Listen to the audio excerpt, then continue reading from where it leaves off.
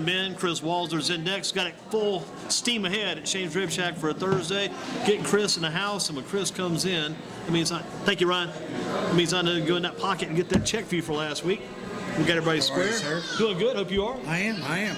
I would have had Coach Lipper come into us and say, well, we don't really need to bring in two guys to talk about that loss. I just hate the fact that the team lost. That's what it kind of rips me up that the team got beat last week, 14-13. And I read where the guy, the kicker from Andrews, slipped on that kick, on that little wet field. It was a shank. Yeah. I'm not going to say it was a slip. He got that report out of the Clinton newspaper, and that guy did a pretty good report, but he shanked it. He shanked it. And you know what?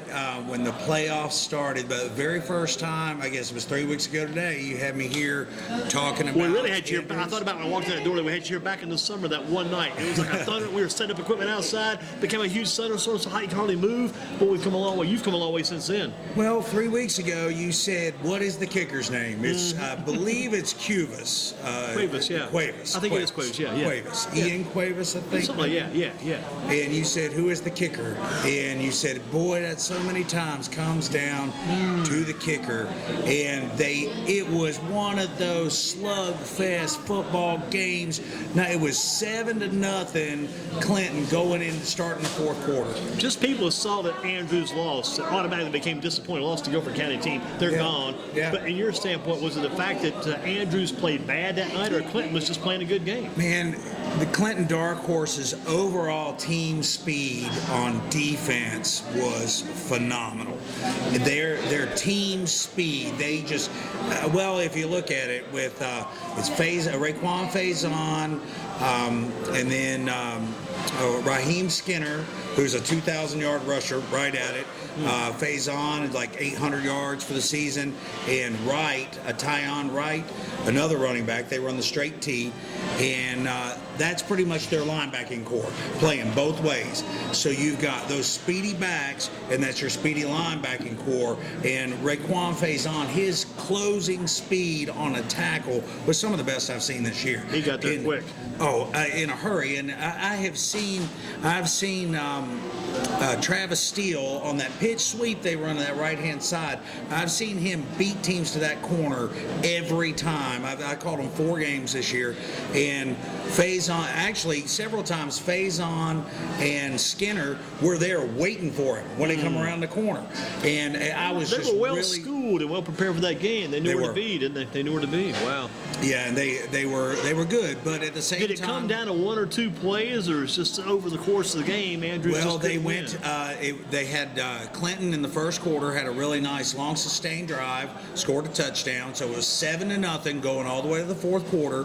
Wow, 7-0 Clinton going out. Yes, yes. So they held them to a goose egg for 3 quarters, which hasn't happened all year long to that Andrews. No offense at all to the board. board. They had Andrews had less than 100 yards total offense going into the fourth quarter. And I bet as Clinton kept holding that up, they probably got a little more confident as time went on. Well, so then I thought with about 9 minutes to play, I thought we'd hit the turning point where they ran a play-action pass to Amir Campbell. Andrews did. Hit him for 72-yard pass play. Yeah, I think something in that neighborhood. I'm reading it back out of that article in the Clinton paper. Yeah, 65. I think I called it 65 on the radio. 65, 72, something like that. Big play, touchdown, 7-7.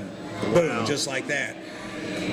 Clinton gets the ball back, drives right down, gets a big 65-yard run by Skinner, and it was that A-gap dive up the middle that they had been running the whole game. Boom, he breaks it 65 yards, gets down to the 26-yard line, and Amir Campbell, who just scored a touchdown, is the one that closing speed and went and tackled Skinner on the 26. I think it was like 4 or 5 more plays, pound, touchdown. They responded just like that, so it's like 6.5 minutes to go in the ball game, 14-7. So here comes Andrews right back again. Wow. They get a big run by Jamad Cherry, go down 5.5 minutes to play, touchdown, and all they got to do is kick the extra point. We're looking at overtime. Missed the extra point. Boy, it was deflating, to say the least. But Andrews had a great run. They're a great football team, and I really really on my picks, my total picks, my 8 teams to pick this to win the state championship. 4 of my 8 picks are still alive. Yeah. But I'd say one of the best games tomorrow night may be, and this is completely out of our area, but boy, this is a big game. East Lincoln and Monroe. Absolutely. East Lincoln 14-0, Monroe 14-0. East Lincoln's got Chaz Surratt, the player of the year. He is. He's playing. Yeah, but is he going to play? He skipped the surgery. He played last week. He came back at him. He threw 4 passes right-handed. Yeah, he threw him with the other hand. Yeah. He threw him in the opposite hand. He is going to play. He's going to play again tomorrow night. He's going to skip the surgery. No kidding. Hard to believe. That's amazing. He came out with the opposite hand, threw 4 passes last week. And set the record. To break Kris Leake's record, Right. yeah. But he's playing again tomorrow night. It's amazing. No kidding. I have not heard I think that. it's just inspiration. That's the reason why, Andy, you are the man on the scene. Had to read another article. Yeah. But I think it's just probably inspirational with his team, too. Probably inspiring those guys. Sure, but I do believe it with Chaz Surratt at any facet, even just running the ball, just being there, his leadership ability, even handing the ball off. I mean, just being there. And the crazy thing is, they would have the winner of that game would have played potentially Andrews for the state title. Would have been a wild one. I know, and that's actually what the one I was hoping for. Oh yeah. I mean, that would have been that. But the way it is awesome. now is Clinton versus Bunn, right? It is Clinton versus Bunn in the 2 Big A, and Monroe versus East Lincoln. So that's a 4 versus a 2 in the east side, and 1 versus 2 with Monroe versus East Lincoln. That's a big 1 versus 2 right there, no doubt about it. Yeah, and then the only 1 versus 2 that you have left is in the 1 little A. I would say that the seeding got it right.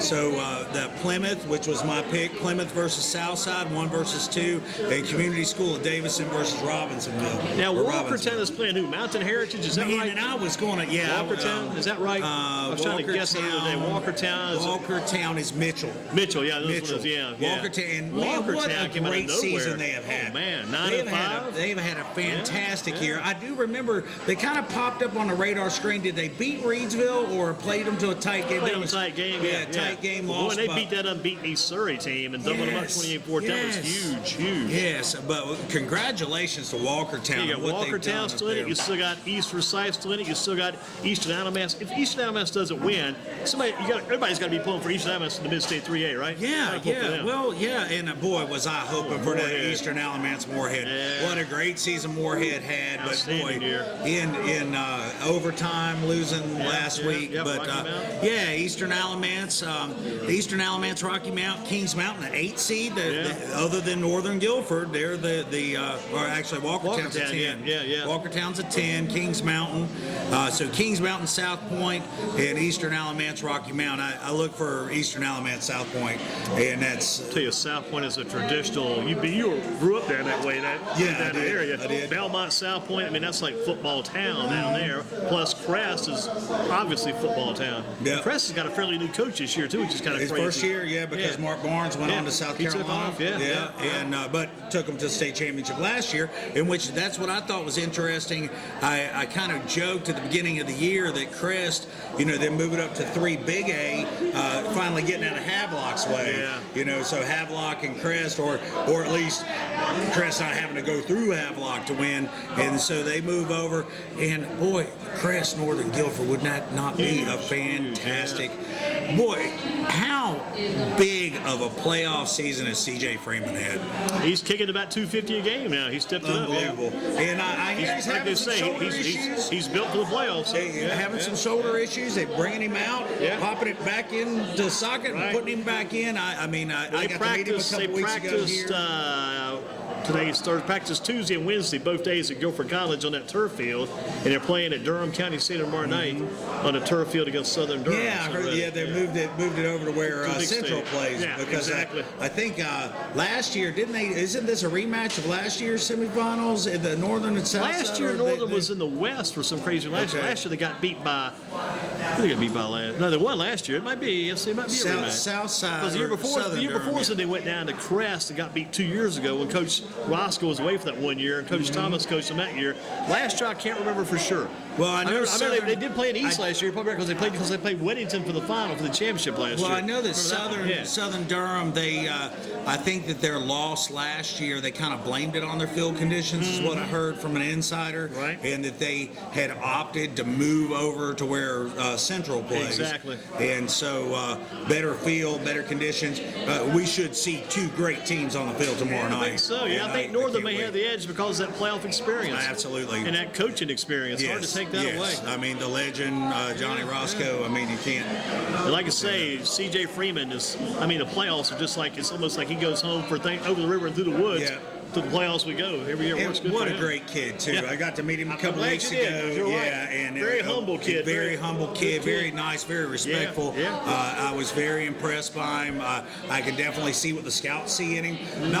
And it's so much when it comes to scouting that it's not just what you do on the football field. What can you bring to the team? What kind of an individual? How are you going to represent us off the field? You know, when you get in a tight spot down the side street one night where you got down there with some friends, how you going to react when the situation gets bad? Guess what? How you going to react then? Exactly and how you going to get out of that situation? But that was interesting about him that time he was here. That's when they were playing Asheboro. That's 2 weeks ago. Who did he play last? Yeah, playing Asheboro. Played last week on the road. That was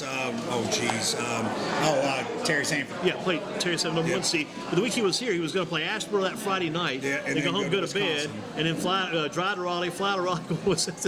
Wild tour. Yeah. And then back to school on Monday. Back at it again. Yeah. And so, but yeah, I can't say, covering the Northeast games all year, that MidState 3A, I got to, dive in my first year covering Northeast and being able to go through that first run around for me and see Northern for the first time. We see Western, see Eastern. And see Moorhead. And boy. One of the top conferences in the state this year, your conference. Absolutely strong. That top, the 5 teams, top 5 teams that got into the playoffs, even Williams, Williams getting in. Some of the standout things that I remember, Moorhead, the way they played together as a team. And you can't say enough about John Lamont. John Lamont's just a playmaker. If you had to have a guy down as your quarterback, not only does he have. I'll tell you what, how crazy was that last week? I'm glad you brought that up, so it gives me time to kind of soak it back through my head. But Southern Guilford takes them to overtime, 26-20. Lamont had to step and win that game. John Lamont, Southern Guilford touchdown. was that close to being in that game tomorrow night. And it could have been Southern Guilford versus Moorhead. You start to think about it, how crazy that is.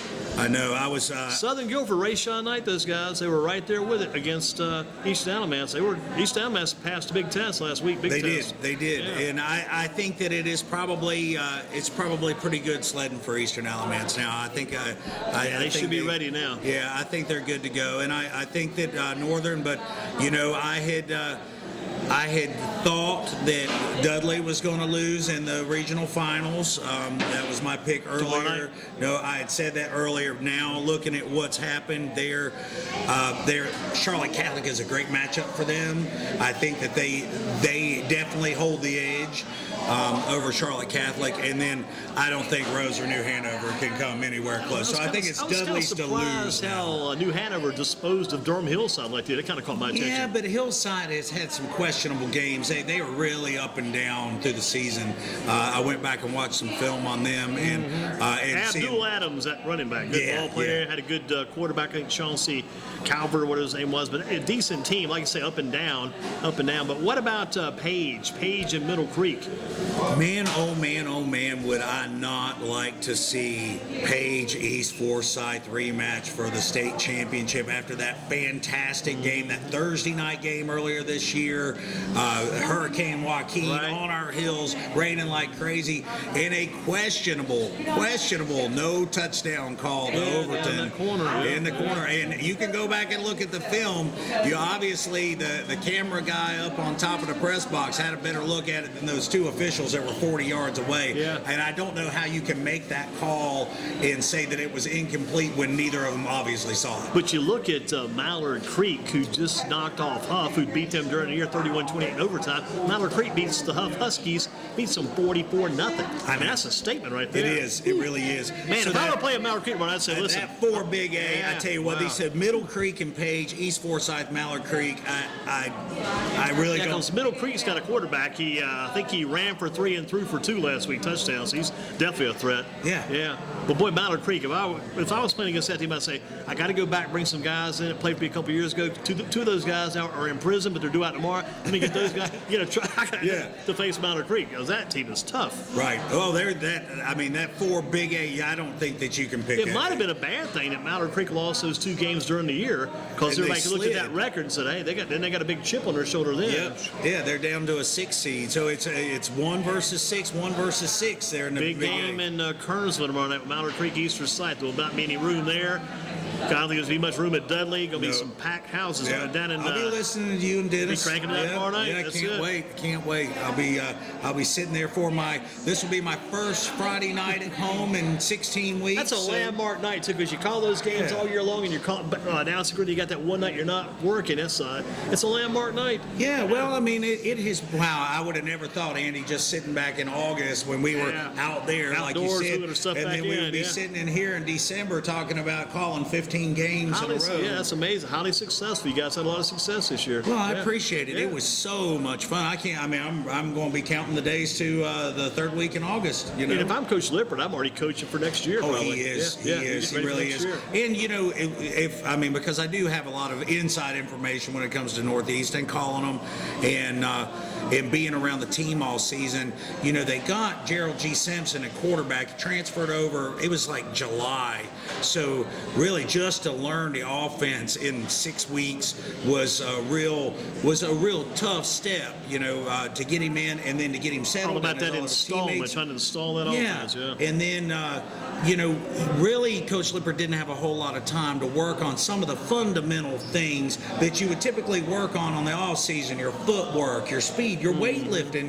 He had never really G. Simpson really never had spent a lot of time in the weight room, and that's one of the things they're going to be focusing on. He's just got to make sure he's careful now during this all season, because I saw him playing basketball the other night. So boy, those basketball games are kind of crazy. You got to make sure you don't get that little crazy injury. Yeah, and I think he's going to run a little bit of track too. That's good. And I think more practicing with the team, learning how, concentrating on your 40 speed, because for those of you who have not been to Northeast or have seen Gerald G. Simpson play as a sophomore, hands down athletically the best player I saw all year. Yes, he's got some things as a 15-year-old, as a sophomore, that he can fix. He's got time to fix. But I think getting more comfortable in that offense, and I expect big things out of Northeast next year. They do have some questions. They graduated almost their whole offensive line and almost their whole defensive line, so they do have a lot of parts and pieces they got to fit in there. Had a very good JV team, though, didn't they? A very good JV team. They were 7-3, and got some a lot of sophomores played down. They didn't play them up this year. But then when they did come in, Tyreek Ridges, who was the quarterback of the JV team, I think he's going to be running back. Desmond Overton, Kobe Dillard. Those are some standout names that come. Those are going to be names we're going to be talking about next year for sure. They will be impact players. But it'll be interesting to see what Coach Lippert does on doing that offensive line, if he's going to go with a little smaller speed, and really, because he really is committed to the spread offense and he wants to air raid. I mean, that's what he wants to do. So I think he's got the quarterback, he can do it. He's got the wide receivers to do it. So just get out there and sling it around. But it's in one of the toughest conferences in the state, in that Mid-State 3A. So what about college-wise? Tar Heels and Clemson on Saturday night in Charlotte. We are going to be in Chapel Hill watching that game. So we're going to go down with some friends, watching on Franklin Street. So biggest football game in North Carolina history. It'll be interesting to see. Bigger than that Thursday night game against Pittsburgh back in the 70s, huh? Yeah, and I think that it was at least in my generational lifetime period, I can look back. I think it was 1997. Florida State was number 1. Yeah. Carolina was 5. Mac Brown was coach. And it was a Thursday night game, I believe, and it was in Chapel Hill, Kenan Stadium. I can remember we went to that game. Walking in, I remember going up, and the music is pumping, and everybody, and Florida State wiped the floor with us. So, but that was probably the big. That was like that chance to go from 5 to beating number 1. What are the chances? The chances they're going to win against Clemson. What are those chances? I tell you what, Andy, if they sling the ball around the yard like they've been slinging around, don't make any mistakes. Marquise can hold on to the football, don't turn the ball over late, none of those crazy fumbles. If he's instead of Marquise trying to run with the ball, you got Elijah Hood there. You got T.J. Logan too. T.J. Logan, Elijah Hood. 40-plus yard. The T.J.'s running to the left. Also, Steve Barris to the right makes that wide curve move to the end zone. Nice run. Yeah, I mean, but I think that it's getting Marquise to settle down just a little bit, slinging around. I think the offense is in place. I think that if they sling it around the yard like they've been doing, they got a chance to beat anybody. But they got to keep the mistakes to a minimum. What do you think about the Panthers and the Saints coming up on Sunday? Oh, Panthers got that. Yeah, Saints still go marching in. They go marching out. They go marching in. Yeah, they've got big problems down there in New Orleans. Come on, ask me. Ask me about tonight's game. Yeah. What about that game on Thanksgiving Day? How about that game on Thanksgiving Day? That offense just got wide open crazy that day. Yeah, big day. Yeah, I'm representing. I'm a proud Lions fan. Have been a Lions fan for 4 years. Got the whole suit. That's the whole thing going on. Good stuff. Yeah. So I think that I know all 5 Lions fans that live in Greensboro. We're all friends now. It took us a while to find each other, but now we go to dinner together, and our families are all friends. And he threw 2 passes to our guy to Smith High School. Threw 2 passes to Eric Ebron, but didn't go back to much. They seem like they throw 2, and they had throw 3 or 4 passes to the same guy. They kind of get hooked on one guy for repetition passes, and they kind of get away from that guy. Well, Ebron has been a little disappointing. That had some injuries last year. There has been a lot of situations where the ball hit him in the hands, was catchable, and he dropped it. Right. And so they kind of lost a little confidence. Brandon Pettigrew, exactly the same way. They really, Ebron is in a great situation that he could break out and really become somebody special. He looked pretty good Thanksgiving Day. Yeah, and he did. And but it has been. I'm wanting to say it has been 41 years since the Lions have swept the Packers, so this game tonight's big. It's a big game. Whether, being a Lions fan, we're not used to going. Packers are coming off a tough loss, not used to going to the playoffs, have only been to one NFC championship game. Last championship was 1957. We take little victories, and if winning at Lambeau for the first time since 1991 is when they went to the playoffs. Eric Kramer was quarterback. And lost to the Washington Redskins 47-0, something like that. That was a crazy game. Crazy to remember that day. Yeah. So in the NFC Championship game, then the Redskins went on to win the Super Bowl that year. So. And is that game you say tonight? Yeah. Thursday night. 8:30. CBS again, right? Yeah, it's that CBS NFL Network combination. Maybe somebody knows, and this is probably a question for another show. This is my thought this week. I wonder why they went back to they went to Thursday for about 8 weeks, stopped the Thursday night games, then they went back to it for I think this week. No, they kept it. Went to NFL. See, NFL Network owns the rights, right? And so and they had it on CBS in the beginning of the year. Yeah. Then it went to the NFL Network exclusively for 2 games for a few weeks. Yeah, because I think that it was CBS didn't want to. Whoever's doing it now didn't want to do the whole. It's one of those package things with the NFL Network. So it's back to CBS tonight. Yeah, CBS tonight and NFL Network. They do them on just for 1 week or 2 weeks or what? I think it's for the remainder of the season. That's it. It's still kind of wild. It's weird. Kind of crazy. And you never know. CBS might have had previous engagements with one of those shows, different things, or an award show or something like that. Gotcha. Who knows? So, so I hope next year in August we're back here talking about it, and we're back doing it again. What do you think real quickly about the Panthers? 16-0. Boy, I tell you what, if I'm the Panthers, I kind of hope I get an L before I go 16-0, before the playoffs start. So maybe not 16-0, maybe not 19-0 then. I wouldn't want that, but that's just that extra monkey on your back that you really don't want. You don't want to end up. It seems like the longer you go sometimes, in some ways it could be that, plus it might be a thing that's maybe kind of a good thing. All of a sudden you get in that roll, this is our year, they're the only unbeaten left. They got the Falcons for 2 games, still got New Orleans Sunday, still got Tampa Bay and one other non-division team, so 5 games left. It reminds me of a T-shirt I saw when the Patriots did their run a few years ago, and the T-shirt said 18 wins and 1 giant loss. And that's not the way you want to. You don't want to be 18-1, and the goal is to win the Super Bowl, Absolutely. not to go undefeated. Right. You don't get any extra bonuses for being undefeated. So to win the Super Bowl, and I think the Panthers coming out of the NFC, I think that they can beat anybody right now. They're playing really well. I mean, their offense is playing well. Their defense is playing lights out.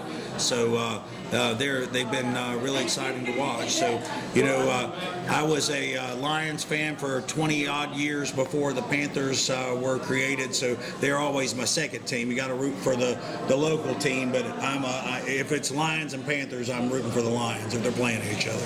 Well, here's your meal ticket for this week, and thank you, sir. Good to have you on board, and Andy. great season. All right, appreciate it. Coach Kris Walser with us. Coach Walser, Coach